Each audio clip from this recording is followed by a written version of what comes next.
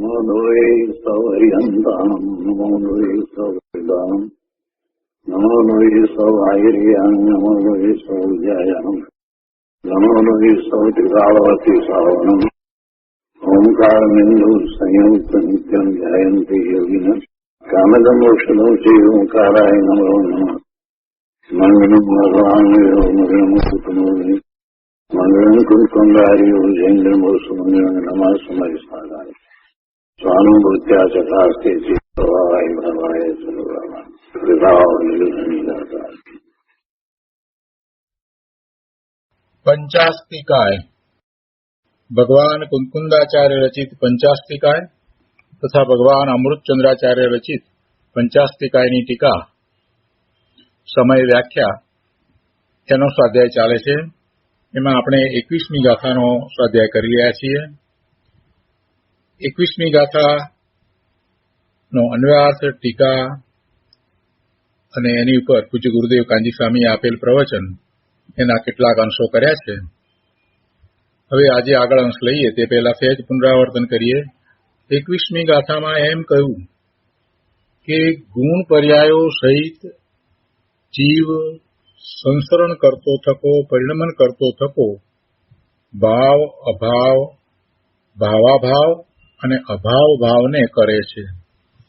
અહીંયા પર્યાયસ્તિક નયની મુખ્યતાથી કથન કરવામાં આવ્યું છે. અને જીવ કરે છે એટલે કે એનો કર્તા થાય છે. શેનો કર્તા થાય છે? ભાવ, અભાવ, ભાવાભાવ અને અભાવ ભાવનો કર્તા થાય છે. જીવનું પરિણમન થાય છે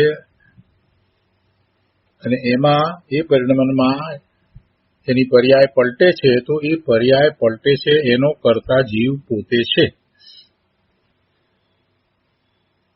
ટીકાની અંદર આચાર્ય ભગવાને એ વાત સ્પષ્ટ કરી કે દ્રવ્યાર્થિક નયની મુખ્યતાથી જો વિચાર કરીએ તો જીવ ઉપજતો નથી કે જીવ વિનાશ પામતો નથી, અને જીવ પર્યાયને વિનષ્ટ કરતો નથી કે જે પર્યાય નથી એના ઉત્પાદ કરતો નથી. પરંતુ પર્યાયની મુખ્યતાથી જો વિવેચન કરવામાં આવે તો જીવને ઉપજવું પણ છે, વિનાશ પણ છે. અને જે પર્યાય કે જેનો સ્વકાળ વીતી ગયો છે એને જીવ વિનષ્ટ કરે છે, અને જેનો સ્વકાળ ઉપસ્થિત થયો છે એવી પર્યાયને જે અવિદ્યમાન છે એને ઉત્પન્ન પણ કરે છે. તો અહીંયા આ પર્યાર્થિક નયની મુખ્યતાથી કથન કરવામાં આવ્યું છે. હવે એનો વધુ વિસ્તાર આપણે પૂજ્ય ગુરુદેવ પાસેથી સમજીએ. પ્રવચન પ્રસાદ ભાગ પહેલો, એના પાના નંબર 126. પહેલા પેરેગ્રાફમાં અહીંયા કહે છે કે પહેલા તો સમય સમયની પર્યાય છે એ વાત કરી, અને પછી નવી પર્યાયનો ઉત્પાદ, જૂની પર્યાયનો નાશ, જે સમયનો ભાવ છે તેનો અભાવ, અને જે ભાવ નથી એની સન્મુખ થતો જાય છે. સમ્યક દ્રષ્ટિ સિદ્ધ પર્યાયની સન્મુખ થતો જાય છે, અને અજ્ઞાની નવા ભવની સન્મુખ થાય છે. અજ્ઞાનીને સંસારનો ક્રમ થાય છે, અને જ્ઞાનીનો ક્રમ સિદ્ધ દશાની સન્મુખતાનો થાય છે. આગળ શ્રેણિક મહારાજાનું ઉદાહરણ આપીને વાત કરી કે શ્રેણિક મહારાજા વર્તમાનમાં નરકમાં છે, પણ તેમને સમ્યક દર્શન હોવાના કારણે ત્યાંથી તેઓ મનુષ્ય થઈ ને સિદ્ધ દશા પ્રાપ્ત કરશે, એટલે હવે ભવો કરશે નહીં. અને મિથ્યા દ્રષ્ટિ હોય તો તે મનુષ્ય ભાવનો અભાવ કરતો દેવ અથવા નરક ભવમાં જ્યાં જવાનો હોય તે ગતિનો પ્રારંભ કરે છે. દેવમાં મનુષ્ય ભાવ નથી, તે મનુષ્ય પર્યાયનો ભાવ કરે છે. અને દેવ પર્યાયનો અભાવ કરે છે, માટે અભાવ ભાવનું કર્તૃત્વ છે. આ રીતે અજ્ઞાનીને પૂર્વ ગતિનો અભાવ થાય છે, પણ નવી ગતિનો ભાવ થાય છે. ભાવ અભાવનો ક્રમ ચાલ્યા કરે છે.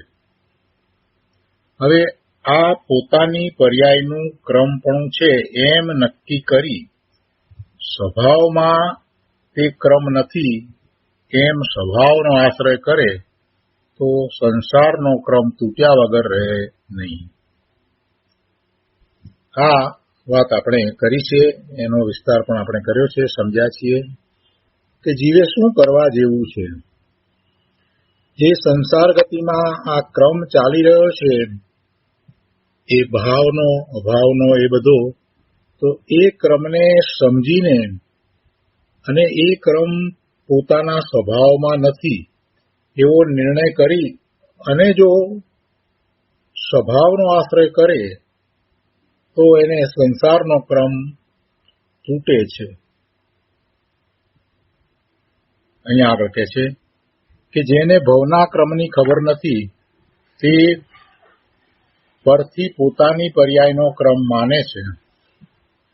એમ પર્યાય બુદ્ધિમાં અટક્યા છે તેને પોતાની પર્યાયનો ક્રમ કેવો છે એની ખબર નથી.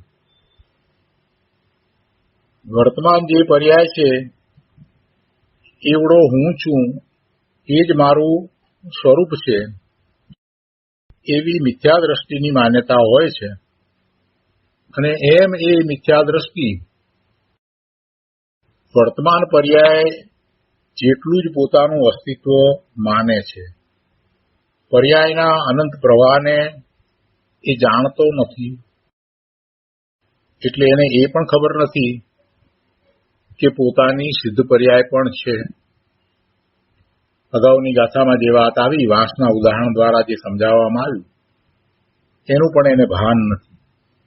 અને સંસાર પર્યાયમાં આ ભાવ અભાવ વગેરે જે ક્રમ ચાલી રહ્યો છે એ ક્રમને પણ એ જાણતો નથી. એટલે એ તો અત્યારે વર્તમાન જે પર્યાય છે એનું જ લક્ષ્ય કરીને રહ્યો છે. એટલે ગુરુદેવ કહે છે કે જેને ભવના ક્રમની ખબર નથી તે પરથી પોતાની પર્યાયનો ક્રમ માને છે. બીજાને લીધે પોતાની પર્યાય બદલાય છે, એટલે કે પોતાને જે કંઈ થાય છે, ફેરફાર થાય છે, એ બીજાથી થાય છે. અને એમ પર્યાય બુદ્ધિમાં અટક્યા છે તેને પોતાની પર્યાયનો ક્રમ કેવો છે એની ખબર નથી. કોઈક હોય તો પોતાની પર્યાય બદલાય, કોઈને કારણે પોતામાં ફેરફાર થાય, કોઈ આવે તો પછી પોતાનું કાર્ય થાય. આવી જેની ઊંધી માન્યતા છે એને આ પર્યાય કઈ રીતે બદલાય છે, એનો ક્રમ શું છે એનું જ્ઞાન ભાન નથી, એની ખબર નથી. એટલે બિચારો એમાં આવી ગયો છે. એ જે ચક્ર ચાલી રહ્યું છે એ ચક્રમાંથી એ બહાર નીકળી શકતો નથી.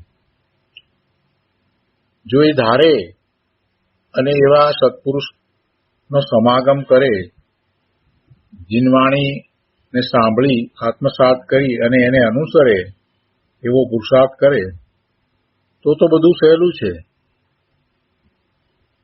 પણ એવું એ કરતો નથી. અનાદિનો પ્રમાદ દશામાં એ સંસારના ભ્રમણ કરી રહ્યો છે. મૂળ વસ્તુ શું છે એને એ સમજવાનો પ્રયત્ન કરતો નથી. અહીં આત્માની પોતાની પર્યાયનો ક્રમ છે તે વાત કરે છે. પર નિમિત્તની તો વાત જ નથી. આ જે ભાવ થવો, અભાવ થવો, ભાવાભાવ અને ભાવ અભાવ, એ ચાર પ્રકારે ભાવની વાત કરી છે. તો એ જીવ પોતે કરે છે, એનો કરતા પોતે છે, એટલે એમાં નિમિત્તની તો વાત જ નથી. પણ પોતાના એવા કાર્યને એ કરે છે છતાંય એ સમજતો નથી, એના ક્રમને પણ સમજતો નથી.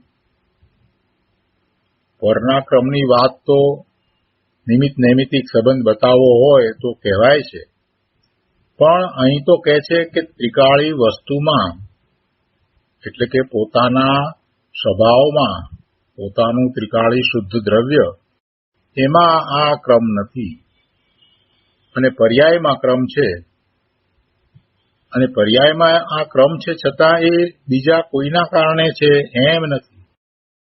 પર્યાયમાં ક્રમ છે તે પરના કારણે નથી એમ એને નક્કી કરવું પડે, અને એમ નક્કી કરે તો સંસારનો ક્રમ રહે નહીં.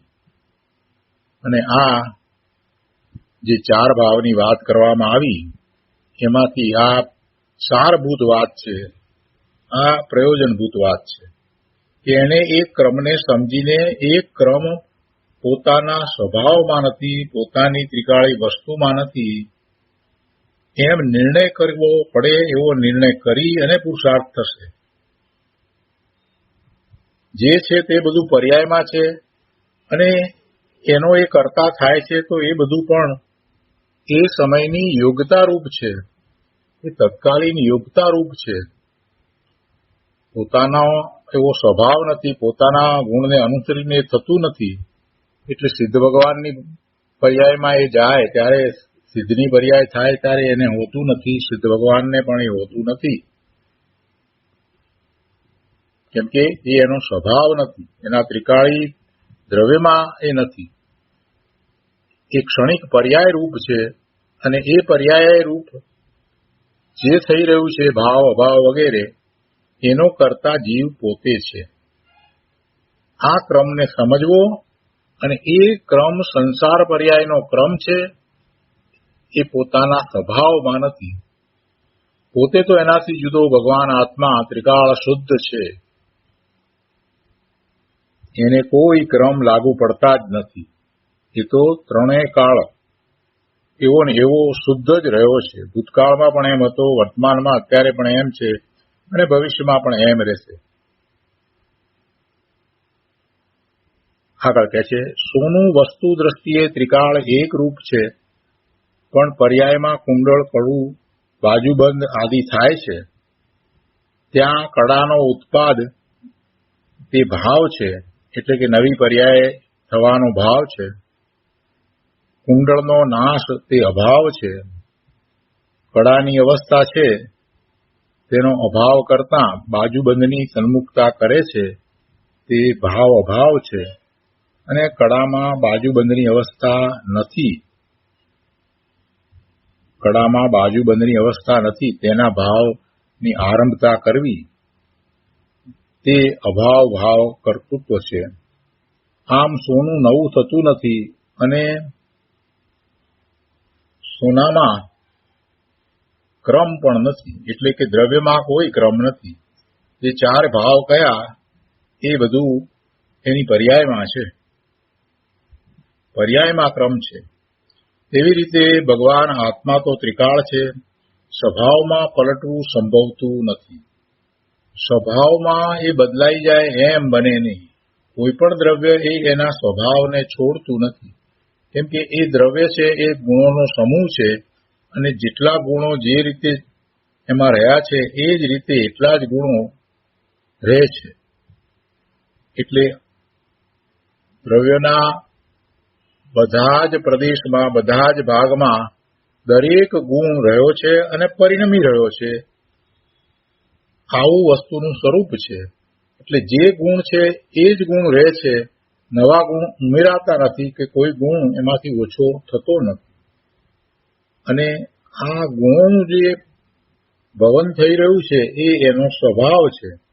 એટલે સ્વભાવમાં પલટવું સંભવતું નથી. સ્વભાવ બદલાય નહીં, કોઈ પણ દ્રવ્યનો સ્વભાવ બદલાય નહીં. અને આવો આ ગુણ સમૂહ જેને દ્રવ્ય કહેવામાં આવ્યું એ નવું ઉત્પન્ન થાય નહીં. આત્મા પહેલા ન હતો અને નવો ઉત્પન્ન થાય એમ બનતું નથી, કે જે બીજું કોઈ દ્રવ્ય હોય તો એ પહેલા હતું નહીં અને નવું ઉત્પન્ન થાય એમ પણ બનતું નથી. છતાંય જે પલટવું થાય છે દ્રવ્યનું, દ્રવ્ય તરીકે રહીને જે પલટવું થાય છે એ એની દશામાં પલટવું થાય છે, અને એ પલટવું થાય છે તો એ પલટવું કરનાર બીજું અન્ય દ્રવ્ય નથી, પણ એ સ્વયં પોતે એને કરે છે. આત્મા ન હતો અને નવો ભાવ થાય છે એનો અભાવ થાય છે, એવું ત્રિકાળીમાં બનતું નથી. નહોતો ભાવ એમાંથી ભાવ થાય નહીં, જે ભાવ હતો નહીં એમાંથી ભાવ થાય નહીં, અને ભાવ છે તો એનો અભાવ થાય નહીં. એટલે દ્રવ્ય અપેક્ષાએ તો વસ્તુ સ્વરૂપ આમ જ છે. જો એવું બને એમ થાય તો આત્મા જળ થઈ જાય, પણ એમ બનતું નથી. એક સમયની પર્યાયમાં આ ચાર ભાવના પ્રકાર પડે છે. એક અનેક નિત્ય અનિત્ય પદાર્થ છે તેનું જ્ઞાન કરાવે છે. આ જે ચાર પ્રકાર પડ્યા એ દ્વારા આપણને જીવના ધર્મોનું પણ જ્ઞાન થાય છે. જીવમાં રહેલા આ જે ધર્મો, એકપણું, અનેકપણું, નિત્યપણું, અનિત્યપણું, એનું પણ એ દ્વારા આપણને જ્ઞાન થાય છે. અહીંયા એક ઉદાહરણ લઈ અને ગુરુદેવ સમજાવે છે કે પાણીનું પૂર ચાલ્યું જાય છે, તે પ્રવાહ ચાલ્યો જાય છે, પણ પાણી તો પાણી જ રહે છે.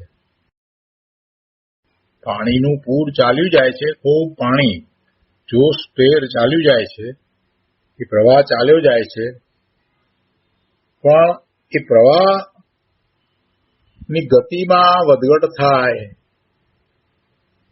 પણ પાણી તો પાણી જ રહે છે. એટલે ગુરુદેવ કહે છે કે પાણીનું પૂર ચાલ્યું જાય છે, તે પ્રવાહ ચાલ્યો જાય છે, પણ પાણી તો પાણી જ રહે છે. તેમાં નવો લોડ ઉઠ્યો તે ભાવ છે. જૂના લોડનો નાશ થયો તે અભાવ છે. જે લોડ છે તેનો અભાવ કરતો નવા લોડનો આરંભ કરે છે, અને નવો લોડ નથી તેનો ભાવ કરતો જૂના લોડનો અભાવ કરતો જાય છે. એમ ચાર ભાવ છે, પણ એમાં પાણી તો પાણી જ રહે છે. એ જોરથી ઉછળે છે, ધીમું પડે છે, આ બધું જે થઈ રહ્યું છે તે થાય છે. એનો પ્રવાહ સાંકડો થાય છે કે પહોળો થાય છે કે બધું બરાબર, પણ છેવટે પાણી તો પાણીનું પાણી જ રહે છે. પહેલા જે ભાવ હતો એ ભાવ મટીને નવો ભાવ થાય છે. નવો ભાવ થાય છે અને એ પાછો બદલી અને એ મટી અને બીજો નવો ભાવ થાય છે. એમ આખો પ્રવાહ તો ચાલ્યા કરે છે, પણ તે છતાંય પાણી તો પાણી જ રહે છે. અનાદિથી સંસાર પર્યાયમાં આમ જ થઈ રહ્યું છે. એ દેવ થયો, મનુષ્ય થયો, મનુષ્યમાંથી પાછો તિર્યંત થયો, તિર્યંતમાંથી ફરી પાછો મનુષ્ય થયો, વળી પાછો નરકમાં ગયો, પાછો એ તિર્યંત થયો, મનુષ્ય થયો, દેવ થયો. આ બધું ચાલ્યા જ કરે છે, ચાલ્યા જ કરે છે. એ બધા ચાર પ્રકારના ભાવના ક્રમને જીવ જ્યાં સુધી સમજતો નથી અને પોતાનો ત્રિકાળી સ્વભાવ કેવો છે એને એ જાણતો નથી, એનું મહાત્મ્ય લાવતો નથી અને એવો પુરુષાર્થ કરતો નથી, ત્યાં સુધી આ સંસારના આ ચાર પ્રકારના ભાવનો ક્રમ એમ જ ચાલ્યા કરે છે. વળી એક ઉદાહરણ લઈ અને ગુરુદેવ અહીંયા સમજાવે છે કે માણસની બાળક અવસ્થા, યુવાન અવસ્થા, વૃદ્ધ અવસ્થા, આવી ત્રણ અવસ્થા થાય છે. તો એમાં યુવાન અવસ્થા થઈ તે ભાવ છે, બાળકમાંથી યુવાન અવસ્થા થઈ તે ભાવ છે, અને એ વખતે બાળક અવસ્થાનો નાશ એ અભાવ કર્તૃત્વ છે, અને યુવાન અવસ્થાનો અભાવ કરતો વૃદ્ધ અવસ્થાની સન્મુખ થાય છે તો તે ભાવ અભાવ, તથા યુવાન અવસ્થામાં વૃદ્ધ અવસ્થા નથી તેનો ભાવ કરે છે તો તે અભાવ ભાવ. એમ ચાર પ્રકાર છે. આ ચાર ભંગ ત્રિકાળી આત્મામાં નથી. આગળ કહે છે, જેમ કોઈ માણસ 2 મહિના માટે નોકરી ઉપર આવ્યો હોય તો તે પર્યાય એક રૂપ રહેતી નથી. પહેલા નોકરી ઉપર ન હતો અને પછી નોકરી ઉપર આવ્યો તે ભાવ, અને ન હતો, નોકરી ઉપર ન હતો એવો જે ભાવ, તો એનો નાશ એટલે એ અભાવ. અને નોકરી 2 મહિનાની છે તે પૂરી થવાની સન્મુખતા તે ભાવનો અભાવ કરતો જાય છે, એટલે કે નોકરીના ભાવનો અભાવ કરતો જાય છે. જે નોકરીમાંથી ઉતરી જવાનો ભાવ નથી, અત્યારે નોકરીમાં છે તો એ વખતે જે નોકરીમાંથી ઉતરી જવાનો ભાવ નથી એવો જે અભાવ, તો એની સન્મુખતા કરતો જાય છે, તો તે અભાવ ભાવ. આમ પર્યાયનો ક્રમ ચાલ્યા કરે છે. અનાદિથી 4 ગતિમાં રખડતા જીવને અશુદ્ધતાનો ક્રમ 4 પ્રકારના ભાવોથી છે. હવે તે સંસારનો પ્રવાહ ત્રિકાળી સ્વભાવમાં નથી એમ નિર્ણય કરે તો પ્રવાહનું જ્ઞાન કરતો, વર્તમાન અશુદ્ધ પર્યાયનો ભાવ કરતો સિદ્ધ પર્યાયની સન્મુખ થાય છે. વર્તમાન પર્યાય અને ત્રિકાળી સ્વભાવ બંને આત્મામાં છે. વર્તમાન પર્યાય પણ છે અને ત્રિકાળી સ્વભાવ પણ છે. ત્રિકાળી સ્વભાવ તો 3 કાળે હોય જ છે, અને જે પર્યાય છે તે દરેક વર્તમાનવત હોય છે, એક સમયની હોય છે. પૂર્વની પર્યાય વિલીન થાય છે, નવી પર્યાય જે છે એનો આવિર્ભાવ થાય છે. એટલે જે પર્યાય વર્તમાન છે એ પર્યાયના પ્રવાહમાં તો હતી જ, પણ અત્યારે એની પ્રગટતા છે. તો એ વર્તમાન પર્યાય અને ત્રિકાળી સ્વભાવ બંને આત્મામાં છે. વર્તમાન થતી પર્યાયોનો આખો પ્રવાહ અને ત્રિકાળી ધ્રુવપણે રહેતું ન બદલતું એવું દ્રવ્ય, એવો આત્મા છે. પણ એને પરની સાથે સંબંધ નથી.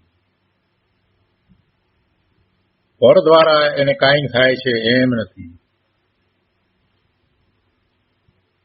અહીંયા કહે છે, સ્વર્ગમાં જેને જવું છે તેને વર્તમાન મનુષ્યપણામાં સ્વર્ગનો ભાવ નથી. મનુષ્ય છે અને પછી એ સ્વર્ગમાં જાય છે તો શું થાય છે, તો કે વર્તમાનમાં મનુષ્ય ભાવમાં છે, અને મનુષ્યનો ભાવ છે એમાં સ્વર્ગનો ભાવ નથી. હવે એ સ્વર્ગના ભાવની સન્મુખ થાય છે, કેમ કે હવે પછીનો ભાવ એનો સ્વર્ગનો થવાનો છે. તો કહે છે કે મનુષ્યપણામાં સ્વર્ગનો ભાવ નથી, પણ એની સન્મુખ થાય છે. તો આવું જે ભાવ નથી, જેનો અભાવ છે, એનો ભાવ કરે છે, એટલે એ અભાવ ભાવ કર્તૃત્વ છે. એવું અભાવ ભાવ કર્તૃત્વ છે. આ ચોથો પ્રકાર છે, એની વાત છે. તો ગુરુદેવે અનેક દાખલા આપી અને આ સમજાવ્યું, અને કહે છે કે આમ 4 પ્રકારના ભાવોનું જ્ઞાન કરી સ્વભાવનો આશ્રય કરે તો સમ્યક દર્શન થાય. સ્વભાવનો આશ્રય કરે તો સમ્યક દર્શન થાય. પણ ગતિનો ક્રમ તો જે છે તે જ છે, ક્રમ ફરે નહીં. એટલે જે ગતિમાં જવાનો છે ત્યાં જશે. ગતિ પલટે નહીં, પણ ભવ અલ્પ થઈ જાય. શ્રેણિક મહારાજા સમ્યક દ્રષ્ટિ છે, તેમને નરકનો ક્રમ ફરતો નથી, પણ સમ્યક દર્શન છે માટે તે સિદ્ધ પર્યાય સન્મુખ થતા જાય છે. એટલે ગતિ પલટે નહીં, પણ ભવ અલ્પ થઈ જાય. શ્રેણિક મહારાજાને તો હવે આગળ કોઈ ભવ છે જ નહીં. હવે તો એ તીર્થંકર થવાના છે અને મોક્ષે જશે, એટલે કે સિદ્ધ પદની પ્રાપ્તિ કરશે. એટલે સમ્યક દર્શન થયા પછીથી ભવ ઘટી જાય છે, ભવ અલ્પ થઈ જાય છે, વધુ ભવ રહેતા નથી. પણ સમ્યક દર્શન થાય કઈ રીતે? આ 4 પ્રકારના ભાવ એ ક્રમમાં ચાલી જ રહ્યા છે. પહેલાનો જે ભાવ હોય, પૂર્વનો ભાવ જે છે એ ભાવ ચાલ્યો જાય, એનો અભાવ થઈ જાય અને સંસાર પર્યાય છે તો એમાં જે બીજા ભાવમાં જવું છે એ ભાવની શરૂઆત પણ થઈ જાય. એમ ભાવ અભાવ, ભાવ અભાવ અને અભાવ ભાવ એવા 4 ભાવનો ક્રમ સતત ચાલ્યા જ કરે અને એમાં ને એમાં એ ગૂંચવાઈ રહે તો પછી એ સમ્યક દર્શન કરશે કઈ રીતે? તો ગુરુદેવ કહે છે કે ભાઈ, આ તો બધું પર્યાયમાં ચાલ્યા કરે છે, તું એનું લક્ષ છોડ અને તારો સ્વભાવ કેવો છે એ સ્વભાવનો વિચાર કર. તું ત્રિકાળી શુદ્ધ દ્રવ્ય છો ને, તું ભગવાન આત્મા જ્ઞાન સ્વરૂપ છો ને, તો તારો જે સ્વભાવ છે એ સ્વભાવનો આશ્રય કર, સ્વભાવનું મહાત્મ્ય લાવી અને સ્વભાવની સન્મુખતા કર. પોતે ભગવાન આત્મા જ્ઞાન સ્વરૂપ છે તો પોતાના અનંત ગુણોનું એવું જે પરિણમન ચાલી રહ્યું છે એ એનો સ્વભાવ છે અને સ્વભાવ ભાવે થવું એ તો સહજ છે, સહેલું છે. વિભાવ ભાવે ભલે ને એ અનાદિનો રહ્યો છતાંય સ્વભાવ ભાવે જીવ થઈ શકે છે. એ કઈ દુર્લભ વસ્તુ નથી. એ થયો નથી એ વાત જુદી છે. થયો નથી એટલા માટે કે એને એવો પ્રયત્ન કર્યો નથી, એવો પુરુષાર્થ કર્યો નથી. ગુરુદેવ કહે છે કે ભાઈ, આ 4 પ્રકારના ભાવોનું જ્ઞાન કરીને, એ જાણીને માત્ર એને જાણવું જ છે. એમાં તારે ગૂંચવાઈ જવાની જરૂર નથી, એમાં આવી જવાની જરૂર નથી, પરંતુ એને તારાથી જુદા માન. એ પર્યાયમાં છે, એનો કર્તા તું છો, પણ એ કર્તાપણું તો ક્ષણિક છે. એ 4 ભાવનું કર્તાપણું જે છે એ કંઈ શાશ્વત નથી. એ અનાદિનું છે પણ એનો અંત છે. સિદ્ધ પર્યાય થતા પછી હવે એવા 4 ભાવનું કર્તાપણું તને થતું નથી, એ ભાવ જ થતા નથી. એટલે જે શાશ્વત ચીજ નથી, જે પોતાના ગુણને અનુસરીને થતી નથી, એનું કર્તાપણું ક્ષણિક છે. એ સમયની યોગ્યતા રૂપ એનું કર્તાપણું છે. એટલી વાતને બરાબર જો સમજે, એવું બરાબર જ્ઞાન કરે, દ્રવ્ય સ્વરૂપના અભ્યાસ દ્વારા એવો નિર્ણય કરે કે આ જે વર્તમાન થતો જે ભાવ, એ ભાવથી પણ હું જુદો છું. હું તો ત્રિકાળી ભગવાન આત્મા જ્ઞાન સ્વભાવી છું. એવો નિર્ણય કરી અને સ્વભાવનો આશ્રય કરે તો સમ્યક દર્શન થાય. અહીંયા કહે છે કે શ્રેણીક મહારાજા સમ્યક દ્રષ્ટિ છે અને તેમને ભલે આ ગતિ પલટે નહીં એટલે નરકનો ક્રમ ફરતો નથી, પણ સમ્યક દર્શન છે માટે તે સિદ્ધ પર્યાય સન્મુખ થતા જાય છે. સિદ્ધ પર્યાય સન્મુખ થતા જાય છે, કેમ કે હવે સિદ્ધ પર્યાય થવાની છે. એટલે ચોથા ભાવની દ્રષ્ટિએ વિચાર કરીએ તો અભાવ ભાવ એમને છે. જે સિદ્ધ પર્યાયનો ભાવ વર્તમાનમાં એ પર્યાય એ નથી, તો એની સન્મુખ થતા જાય છે, એનો આરંભ થયો છે. એટલે અભાવ ભાવ, શ્રેણીક મહારાજાના જીવને અભાવ ભાવ કેવો છે?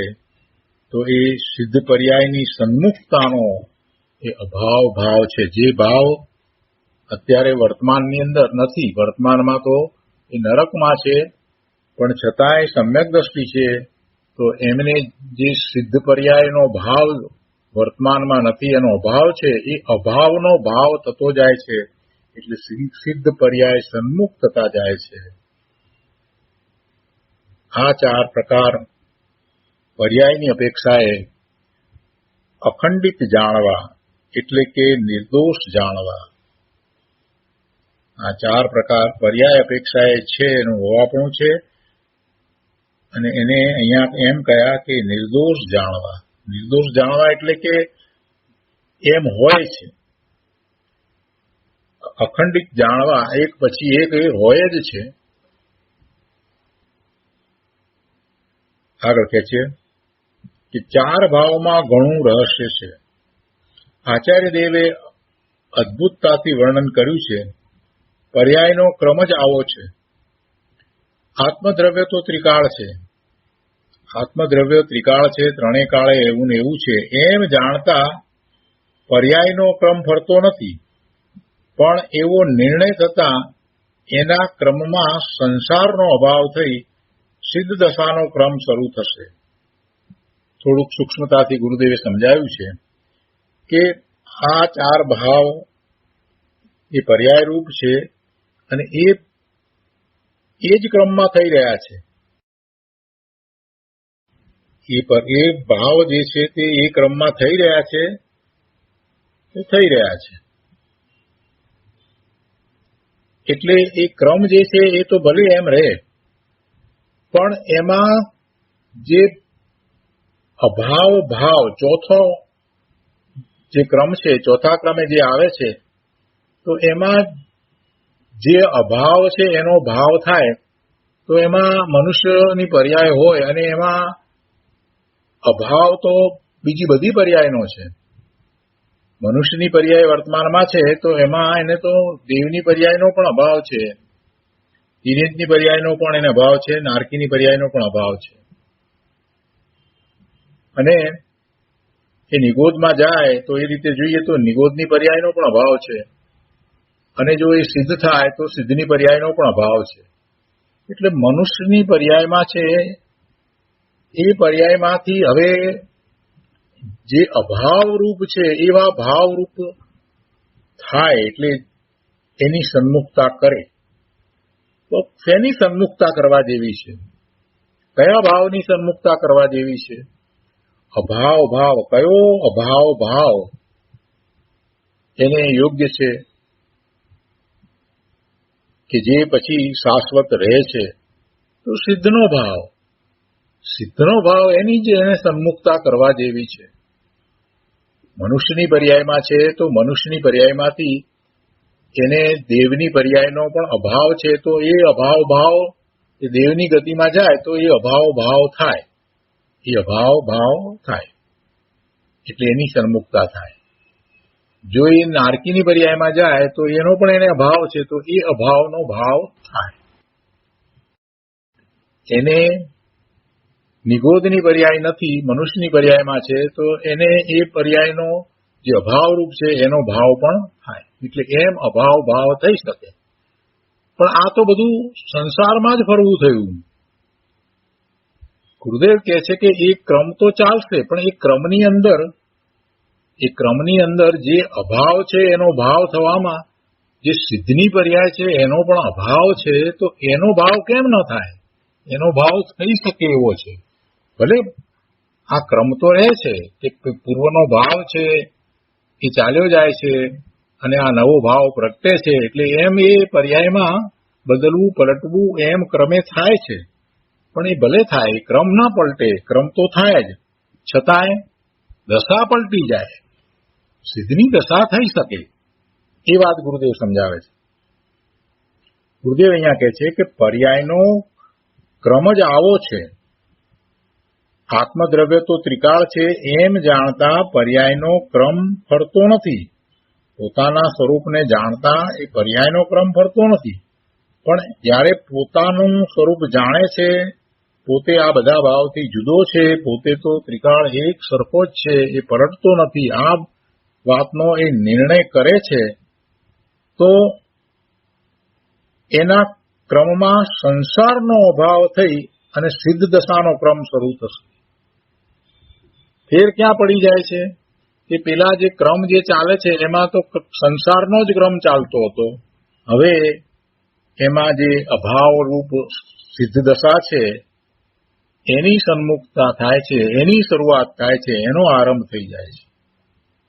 ક્યારે થઈ જાય છે કે જ્યારે એ પોતે પોતાના ત્રિકાળી સ્વભાવને જાણે છે અને એનો આશ્રય કરે છે, તો પર્યાય તો બદલાય જ છે. પૂર્વની પર્યાય જે છે એ ભાવરૂપે પોતે હતો એનો અભાવ થાય છે,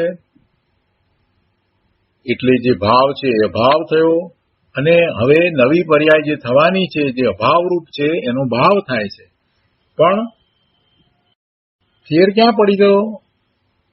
એણે પોતાના સ્વરૂપને જાણી લીધું અને સ્વરૂપનો આશ્રય કર્યો, અને હવે જે પર્યાયનું પલટવું થાય છે તો એમાં જે સિદ્ધ પર્યાય અભાવરૂપ હતી એ ભાવની શરૂઆત થાય છે. એમ અભાવ ભાવ છે એટલે સિદ્ધ દશાનો ક્રમ શરૂ થાય છે.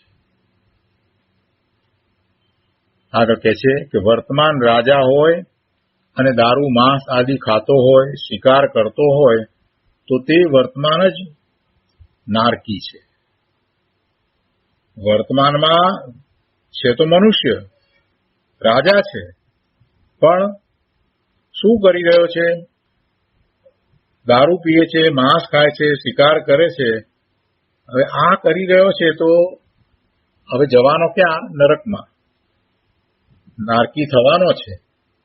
તો ગુરુદેવ કહે છે કે વર્તમાનમાં એને જે અભાવરૂપ જે ભાવ, એ નારકીનો ભાવ છે, એની સન્મુખતા કરી છે. એટલે બીજી રીતે કહીએ તો વર્તમાનમાં જ નારકી છે, કેમ કે એ નારકીના ભાવે જ વર્તમાનમાં જ થઈ રહ્યો છે. 5-25 વર્ષ મનુષ્યનું આયુષ્ય છે એ હજી મનુષ્યપણે રહેશે, પણ એની મુખ્યતા ન કરતા તે નારકી સન્મુખ થઈ રહ્યો છે, માટે વર્તમાન નારકી છે. એના ભાવ એવા જ છે. અને આ 5-25 વર્ષનું બાકી રહેલું મનુષ્યનું પર્યાયનું આયુષ્ય જે છે એ પૂરું થશે, અને એને તો આ નારકીના ભાવની શરૂઆત કરી જ દીધી છે, એટલે પછી નારકી થવાનો જ છે. તો અત્યારે જે ભાવની સન્મુખતા કરી રહ્યો છે તો નારકીના ભાવની સન્મુખતા કરી રહ્યો છે. તો ગુરુદેવ એને કહે છે કે અત્યારે વર્તમાન જ એ તો નારકી છે.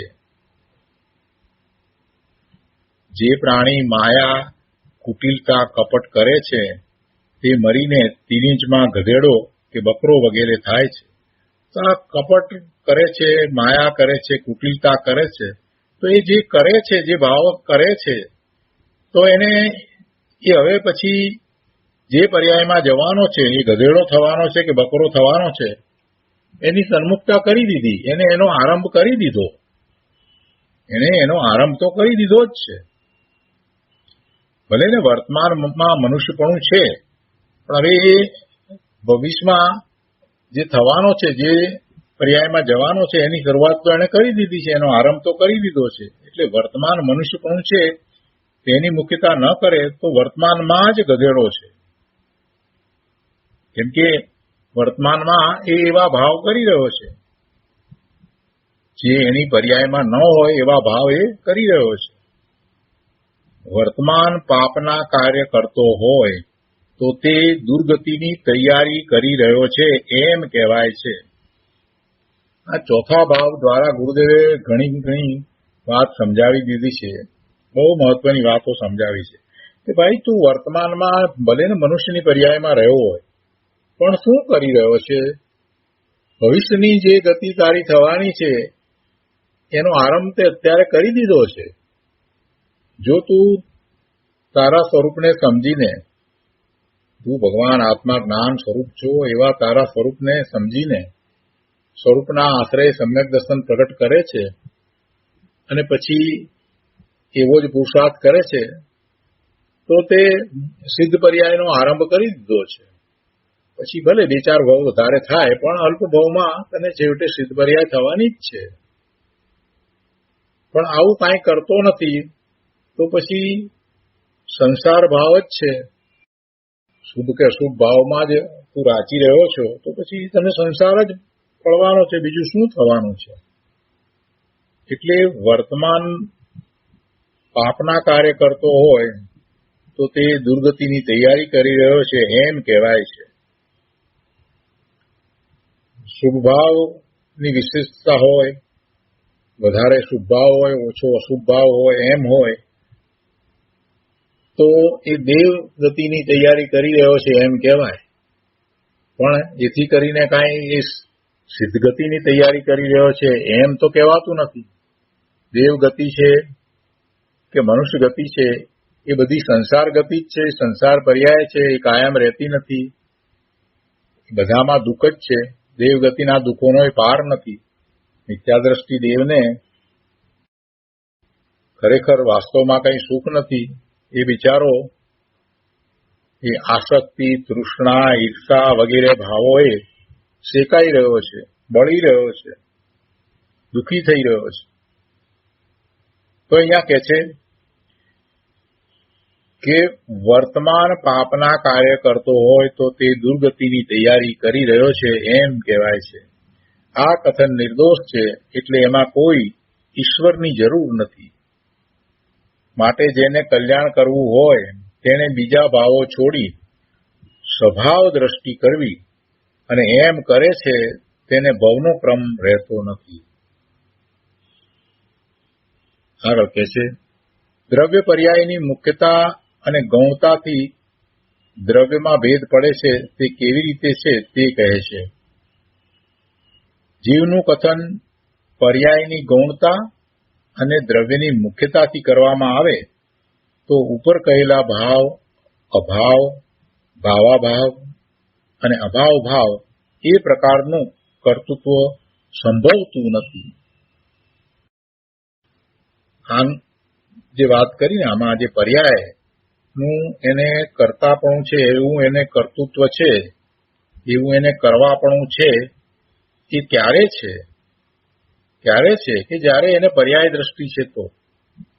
પણ પર્યાયને ગૌણ કરી અને એ દ્રવ્યની મુખ્યતા કરે, પોતાના ત્રિકાળી દ્રવ્યનો વિશ્વાસ કરે. હજી તેને વિશ્વાસ એ આવ્યો નથી કે પોતે અવિનાશી ચીજ છે, અનાદિ અનંત છે, પોતે અનંત ગુણનો પિંડ, જ્ઞાન સ્વરૂપ, આનંદ સ્વરૂપ, સુખ સ્વરૂપ ભગવાન આત્મા છે, ચિદાનંદ ઘન ભગવાન આત્મા છે. એને દુઃખ હોય નહીં, એના સ્વભાવમાં કોઈ દુઃખ, અશાંતિ, ઉચાટ આ બધું કંઈ છે જ નહીં. પોતે તો શાંતિનો સાગર છે, આનંદનો દરિયો છે, જ્ઞાનનો મહાસાગર છે, એવો પોતે ભગવાન આત્મા છે. પણ આવું પોતાનું દ્રવ્ય એને જાણ્યું જ નથી, એનો નિર્ણય થયો નથી, એની મહત્તા સમજાઈ નથી. તો પછી એ એવા પોતાના ત્રિકાળી શુદ્ધ દ્રવ્યની મુખ્યતા કરે ક્યાંથી?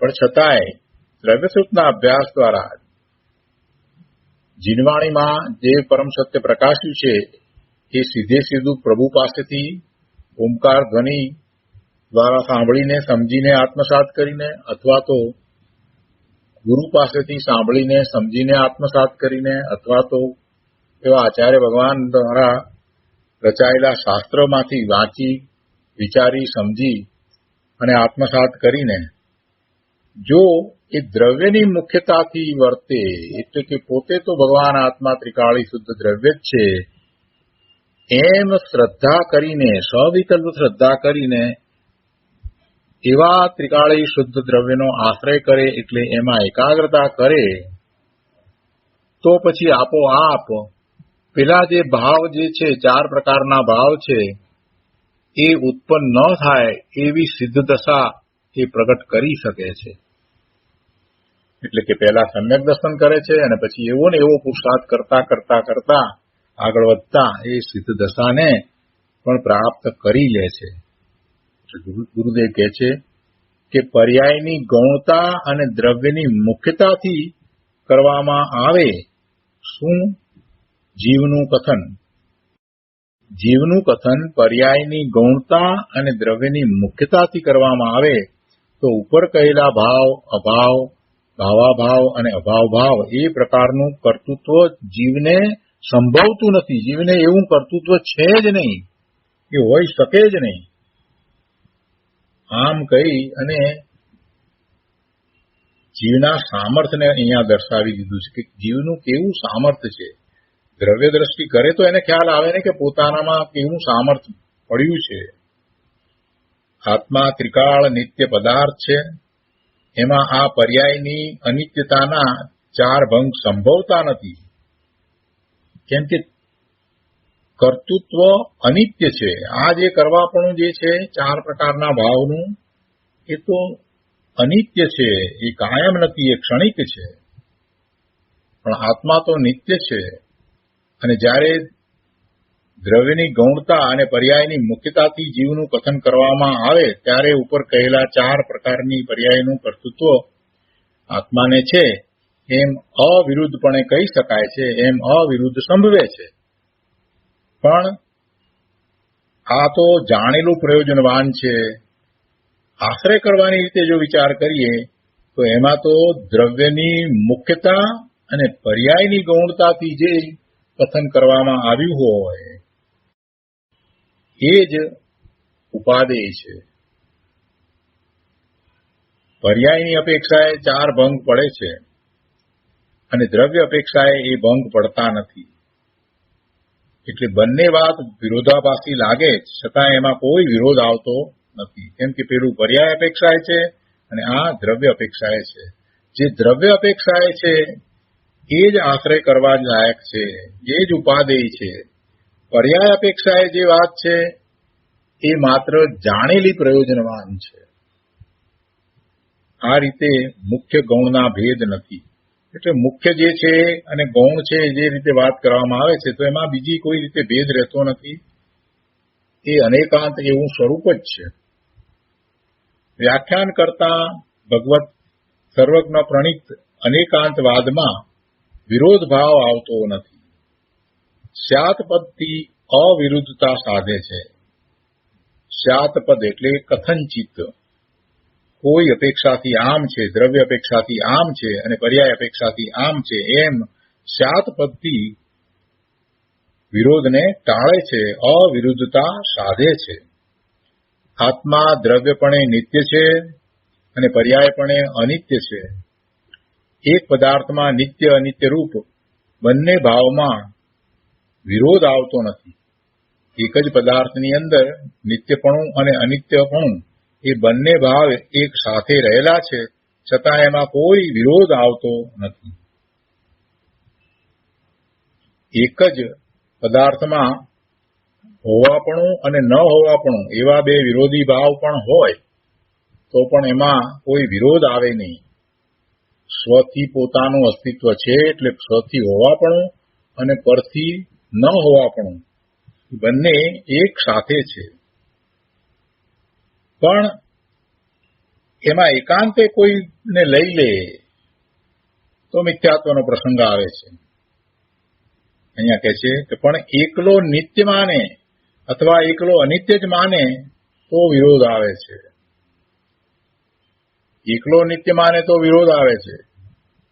આત્માને એકલો નિત્ય જ માને તો પણ વિરોધ આવે અને એકલો અનિત્ય માને તો પણ વિરોધ આવે છે. જૈન દર્શન સિવાય બીજા દર્શનમાં આવા બંને દ્રષ્ટિકોણની, બંને નયની વાત છે જ નહીં. દ્રવ્યાર્થિક નય અને પર્યાર્થિક નય એ બંનેથી વસ્તુનું સ્વરૂપ પૂર્ણપણે જાણી શકાય છે એવી વાત બીજા ધર્મની અંદર છે જ નહીં. ત્યાં વસ્તુ સ્વરૂપને અનેક નય દ્વારા સમજવું જોઈએ એવી વાતય નથી. એટલે અનેક નય દ્વારા સમજવાનો પ્રયત્ન કરતા નથી. કોઈ એક નય દ્વારા જે જાણ્યું છે બસ એને લઈને બેસી ગયા છે, એને એકાંતે પકડી રાખ્યું છે બસ.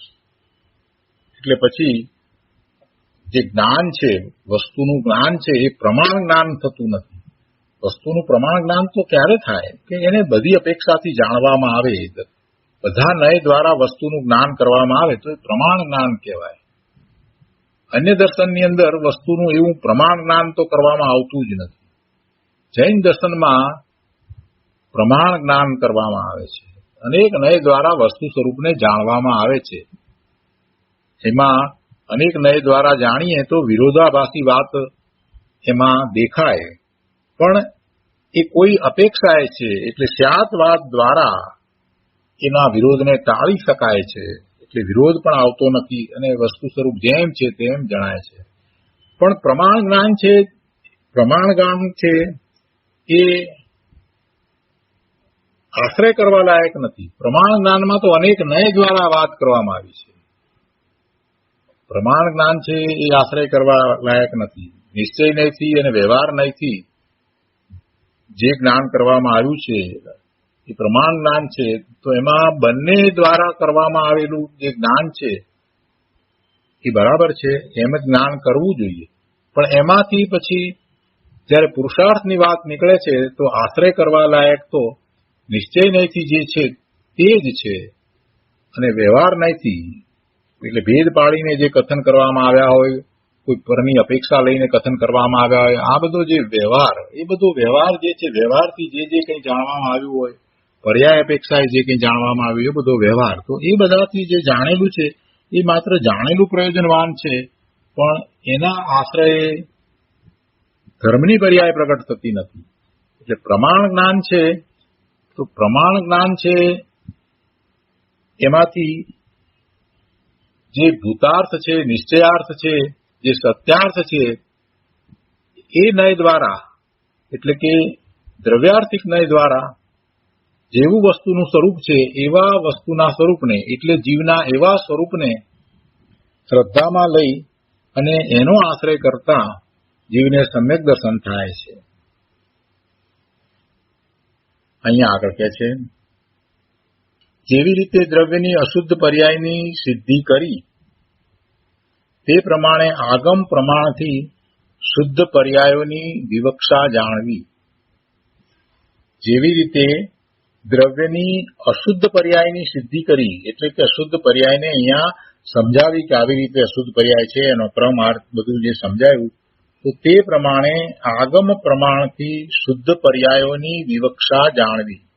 અશુદ્ધ પર્યાયમાં 4 પ્રકારના ભાવ કયા તે જ પ્રમાણે શુદ્ધ પર્યાયમાં ઉતારવું. કેમ કે શુદ્ધ પર્યાય એ પણ પર્યાય તો છે ને, એ પણ પર્યાય છે ને. અશુદ્ધ પર્યાયની વાત અહીંયા લીધી, સંસાર પર્યાયની વાત લીધી, તો એ પર્યાયની અંદર એ સમજાવ્યું કે એને એ 4 ક્રમે થયા કરે અને એ સંસારમાં જ ફર્યા કરે. તો એ પર્યાયની વાત લીધી, પણ એ અશુદ્ધ પર્યાયની વાત લીધી.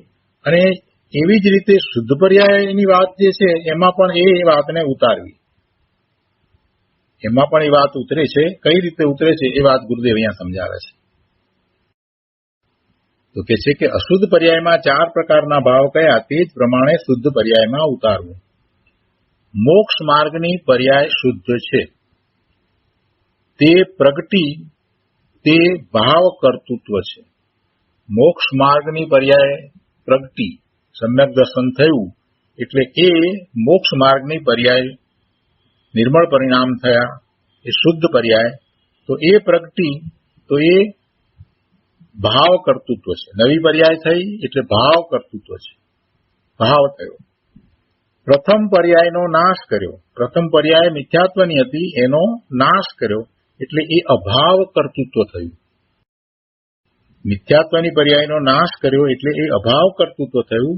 અને આ મોક્ષ માર્ગની પર્યાય શુદ્ધ પર્યાય પ્રગટી, એ ભાવ કર્તૃત્વ છે. મોક્ષ માર્ગની પર્યાય છે તેનો અભાવ કરતો જાય છે અને સિદ્ધ પર્યાયની સન્મુખ થતો જાય છે, તો તે ભાવ અભાવ કર્તૃત્વ છે. પહેલા તો મિથ્યાત્વમાંથી અને સમ્યક્ત્વની પર્યાય પ્રગટ કરી એની વાત લઈએ, અને પછીથી હવે એ મોક્ષ માર્ગમાં આગળ વધતો જાય છે, તો એ ત્રીજો અને ચોથો પ્રકાર એમાં આવે છે. એટલે કે છે કે મોક્ષ માર્ગની પર્યાય છે તેનો અભાવ કરતો જાય છે અને સિદ્ધ પર્યાયની સન્મુખ થતો જાય છે, તો એ ભાવ અભાવ કર્તૃત્વ છે. અને વર્તમાન મોક્ષ માર્ગની પર્યાય છે એમાં સિદ્ધની પર્યાય નથી, તો એવી સિદ્ધની પર્યાય જે અભાવરૂપ છે એનો પ્રારંભ કરે છે, તો એ અભાવ ભાવ કર્તૃત્વ છે. તો એમાં આ રીતે શુદ્ધ પર્યાયની અંદર આ 4 પ્રકાર જણાવ્યા. તો કે છે કે સિદ્ધ પર્યાયમાં પણ આ પ્રમાણે 4 પ્રકારના ભંગ પડે છે. મોક્ષ માર્ગમાં આગળ વધતા સિદ્ધ પર્યાય થાય છે અને એમાં પણ આ 4 ભંગ પડે છે, એ વાત અહીંયા કરી દીધી. હવે કે છે કે આ જીવ દ્રવ્યની શુદ્ધ અને અશુદ્ધ પર્યાયની વિવક્ષા થઈ. બંને પર્યાયમાં આ 4 ભંગ પડે છે. અને તે પ્રમાણે પૂતગળ અને બીજા બધા દ્રવ્યમાં સિદ્ધાંત અનુસાર ગુણ પર્યાયનું કથન સમજવું. એ રીતે 6 દ્રવ્યોના સામાન્ય સ્વરૂપનું કથન જાણવું. એટલે આ 20મી ગાથા સુધી દ્રવ્યોના સ્વરૂપનું સામાન્ય કથન કરવામાં આવ્યું. 5ની મુખ્યતાથી કરવામાં આવ્યું, એટલે 5 અસ્થિકાયની મુખ્યતાથી કરવામાં આવ્યું છે. કાળ દ્રવ્યનું વિશેષ વર્ણન નથી આવ્યું. હવે આગળની ગાથામાં એક એક કરી અને બધા દ્રવ્યોનું કથન કરવામાં આવશે. આ તો સામાન્ય કથન કરવામાં આવ્યું અને પછી આ 21મી ગાથામાં ઉપસંહાર રૂપે આ પર્યાયના ક્રમની વાત પણ કરવામાં આવી. હવે આ પછીથી આગળની ગાથામાં 6 દ્રવ્યો જે સામાન્ય કયા તેમાંથી 5 દ્રવ્યોનું એટલે 5 અસ્થિકાયનું અસ્થિકાય તરીકે 5 અસ્થિકાય તરીકે વર્ણન કરશે અને સાથે 6થું કાળ દ્રવ્ય જે અસ્થિ છે પણ કાય નથી એનું પણ વર્ણન કરશે. તો આ રીતે અહીંયા 21મી ગાથા પૂરી થાય છે. આજનો સ્વાધ્યાય આપણે અહીંયા સુધી રાખીએ છીએ. હવે સુખધામ બોલીએ. સુખધામ અનંત સુસંત ચરી દિન રાત રહે તદ જ્ઞાનમયી પ્રશાંતિ અનંત સુધામય જે પ્રણમુ પદતે વરતે જયતે પ્રણમુ પદતે વરતે જયતે